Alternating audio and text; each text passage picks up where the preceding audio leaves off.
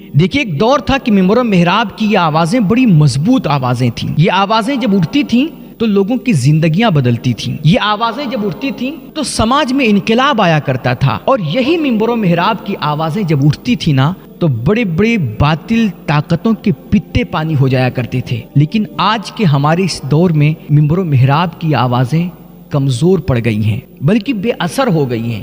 کیوں؟ کیونکہ آج ہمارے کہنے میں اور کرنے میں بڑا فرق آ چکا ہے. جب زبان پر کچھ ہو اور عمل میں کچھ ہو تب پھر آواز دلوں تک نہیں پہنچتی ہے، وہ صرف کانوں تک محدود رہ جایا کرتی ہے.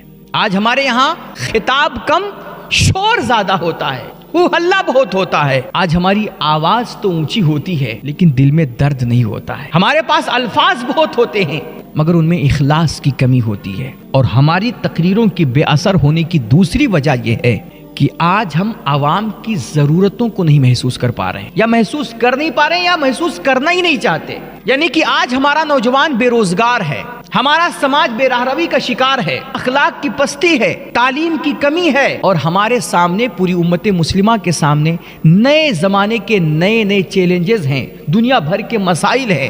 ہمارا دشمن دن بدن طاقتور ہو رہا ہے، وہ ہمارے خلاف سازشیں رچ رہا ہے، نئے فتنے جنم لے رہے ہیں. ہم ان تمام چیزوں سے صرف نظر جب ممبر پہ چڑھتے ہیں اور اسٹیج پہ بیٹھ کر کے کوئی بات شروع کرتے ہیں تو ہماری وہ باتیں یا تو زمین کے نیچے کی ہوتی ہیں یا پھر آسمان کے اوپر کی ہوا کرتی ہیں. ہمیں لوگوں کے مسائل سے ایسا لگتا ہے کوئی مطلب ہی نہیں ہے. ہمارے دور میں، ہمارے زمانے میں، ہمارے ارد گرد کیا کچھ ہو رہا ہے ہمیں اس سے کوئی فرق ہی نہیں پڑتا. ہمیں بس صرف اپنی ہاکنی ہوتی ہے. وہی جیسے مان لیجیے آپ کسی کپڑے کی دکان پر جائیں اور آپ اس سے کہیں کہ بھیا مجھے کوئی کرتے کا اچھا سا کپڑا دکھا دو. آپ لینے گئے ہو کرتے کا کپڑا، لیکن وہ دکاندار آپ کو لا کر کے بہترین پیجامے کے کپڑے دکھائے کہ دیکھو یہ کوالٹی میرے پاس ہے، یہ کوالٹی میرے پاس ہے، یہ فلانا ہے، یہ دھماکہ، اس کی یہ خصوصیت ہے. وہ دنیا بھر کے کپڑے آپ کو دکھائے اور اس کی لاکھوں تعریفیں کرے. آپ بتاؤ وہ کپڑا آپ کو پسند آئے گا؟